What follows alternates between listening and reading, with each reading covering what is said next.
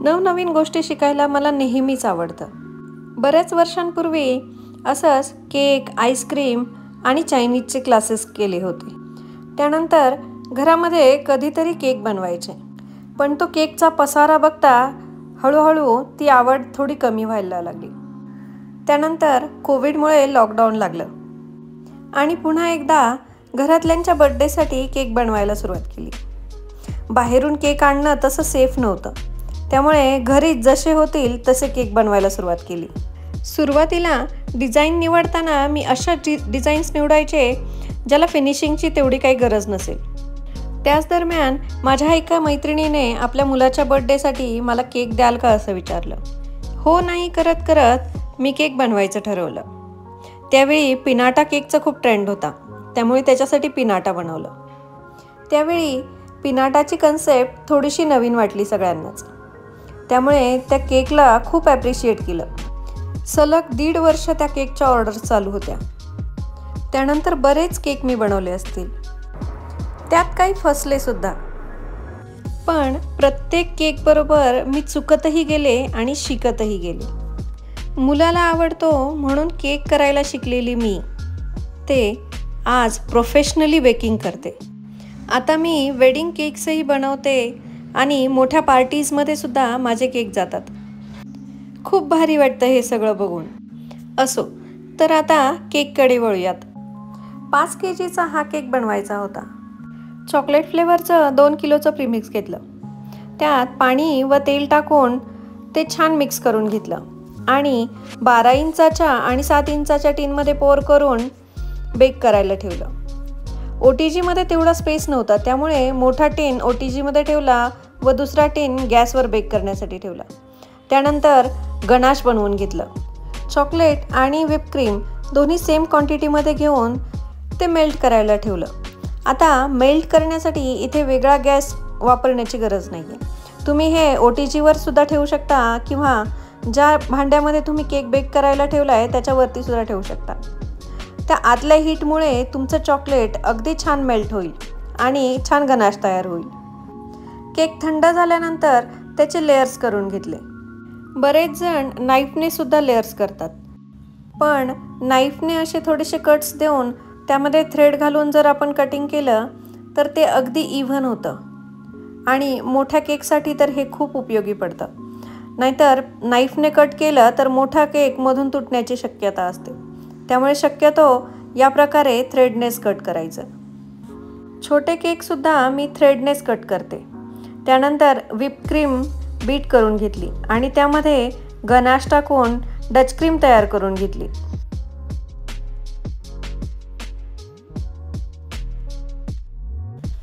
Cake बोर्डवरून हलू नये याच्यासाठी मी बोर्डवर क्रीम लावून घेतली आणि त्यावर केकची मधली लेअर ठेवून घेतली. त्यानंतर शुगर सिरपने केक छान सोक करून घेतला. डच क्रीम पायपिंग बॅगमध्ये भरून त्याची एक छान लेअर देऊन घेतली. अशा प्रकारे पायपिंग बॅगमध्ये क्रीम फिल करून ती स्प्रेड केली तर त्याची एक इव्हन लेअर तयार होते. त्यानंतर त्यावर आपण बनवलेलं थिक असं गनाश स्प्रेड करून घ्यायचं.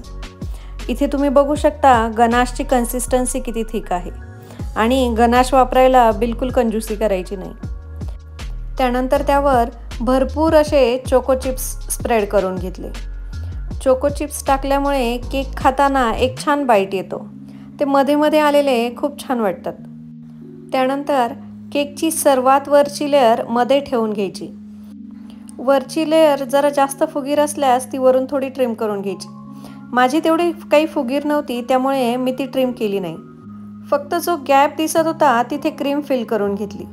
अशाच प्रकारे सगळ्या लेअर एकमेकांवर अरेंज करून घ्यायच्या.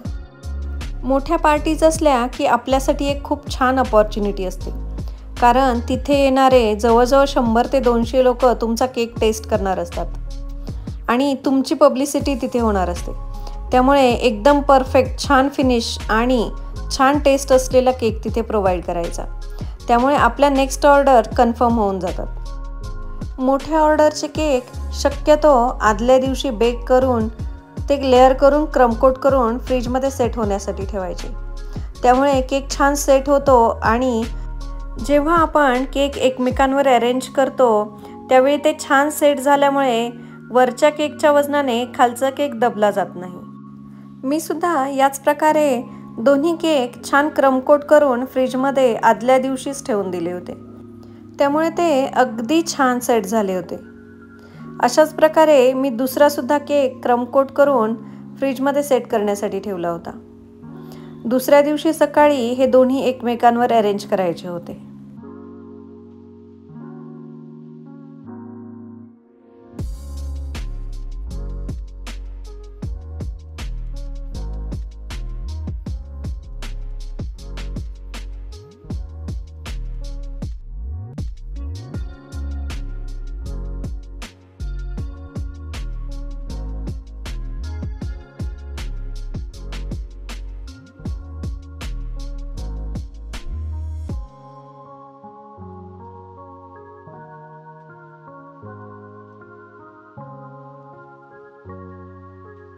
त्यानंतर नेक्स्ट डेला सकाळी मी हे केक फायनल फिनिशिंग करायला घेतले. छोट्या केकला लाईट ब्लू कलरने फिनिशिंग देऊन घेतली. फायनल फिनिशिंग करताना क्रीम अशा प्रकारे बीट करून घ्यायची. त्यातले सगळे एअर बबल्स काढून घ्यायचे. त्यामुळे क्रीम अगदी स्मूथ होते. स्टिफ क्रीम फायनल फिनिशिंगसाठी चालत नाही. त्यामुळे थोडी मीडियम कन्सिस्टन्सीची क्रीम इथे वापरायची आणि छान स्मूथ असं फिनिशिंग करून घ्यायचं. एकदा करून हे फिनिशिंग होत नाही.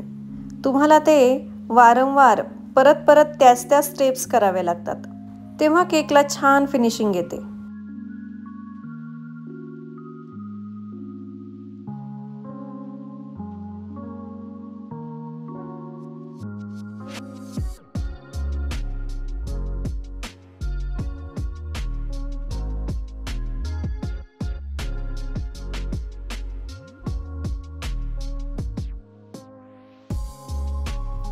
मोठ्या केकसाठी इथे मला ग्रीन कलर बनवायचा होता. लाईट कलर बनवायचा होता. त्यामुळे 2 ते 3 ड्रॉप टाकून मी इथे क्रीम तयार करून घेतली. आपले दोन्ही केक छान सेट झालेले होते. तरीही वरच्या केकच्या वजनाने खालचा ते केक दबून जाऊ नये यासाठी मी इथे डावल्स इन्सर्ट करून घेतले.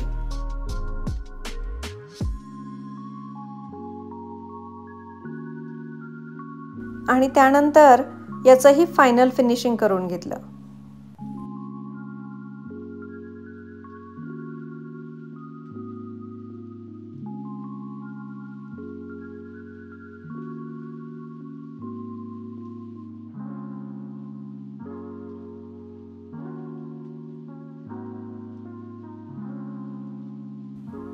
केक बोर्ड क्लीन करून घेतले आणि केकवर थोडासा सिल्वर स्प्रे मारून घेतला. त्यामुळे केकला छान अशी शाईन आली. इथे मी एक्स्ट्रा सेफ्टीसाठी मध्ये OHP शीट इन्सर्ट केली आहे. ती थोडीशी गोलाकार कापून घेतली आणि खालच्या केकवरती ठेवून घेतली. आता सगळ्यात ट्रिकी पार्ट. हा केक उचलून आपल्याला मोठ्या केकवर ठेवायचा आहे. तो अशा प्रकारे केक बोर्डपासून सैल करून घ्यायचा. इथे तुम्ही बघू शकता मी सगळ्या बाजूने केक सैल करून घेतलाय. माझा पॅलेट नाईफ खूप छोटा होता. त्यामुळे मी तो काढून इथे मोठा पॅलेट नाईफ वापरते. इथे खाली बघा मी पॅलेट नाईफ सेंटरला ठेवलाय आणि वरतून एक स्क्युअर इन्सर्ट करून घेतलंय. आता हे मला एक्सप्लेन करता येत नाहीये, पण तुम्ही बघू शकता पॅलेट नाईफ आणि स्क्युअर दोघांच्याही मदतीने मी हा केक लिफ्ट करून घेतला आणि दुसऱ्या केकवर ठेवून घेतला. थोडासा डॅमेजही झाला तो, पण तो आपण पेपर टॉपर्स वापरून व्यवस्थित करून घेऊ. आता इथे मी हे सगळे प्रिंटआउट काढलेत. ग्लॉसी फोटो पेपरवर हे प्रिंटआउट काढून आणले आणि ते कट करून घेतले. हॅपी बर्थडेचा टॅग लावला. छान ट्रीज आणि ॲनिमल्स लावून केक डेकोरेट करून घेतला. त्यानंतर ग्रीन कलरची क्रीम अशी पायपिंग बॅगमध्ये भरून थोडीशी ग्रास काढून घेतली. पण ते खूपच टाईम कन्झ्युमिंग होतं. त्यामुळे मी सरळ ग्रास नोझलने ग्रास काढून घेतली.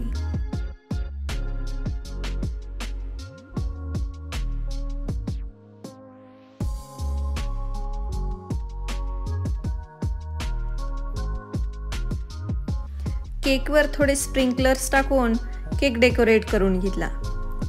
अशा प्रकारे तयार झाला आपला सुंदर जंगल थीम केक.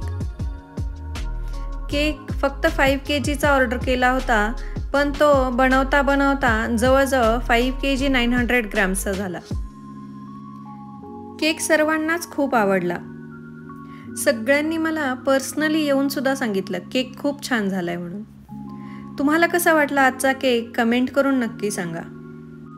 केक तसा सिंपलच आहे, पण तो हँडलही करता आला पाहिजे. पूर्वी मला अशा मोठ्या ऑर्डर्स आल्या की खूप टेन्शन यायचं. केक हँडल होत नव्हता. आताही टेन्शन येतं, पण मला माहिती आहे मी हे सगळं हँडल करू शकते. कसा वाटला आजचा केक कमेंट करून नक्की सांगा. तुमचे असेच काही अनुभव असतील तर तेही माझ्याबरोबर नक्की शेअर करा. अशा प्रकारचे बरेचसे थीम केक आपल्या चॅनलवर आहेत. अजूनही बघितले नसतील तर नक्की बघा. व्हिडिओ आवडल्यास लाईक करा, शेअर करा, कमेंट करा आणि अजूनही चॅनलला सबस्क्राईब केलं नसेल तर प्लीज सबस्क्राईब करा. पुन्हा भेटूयात.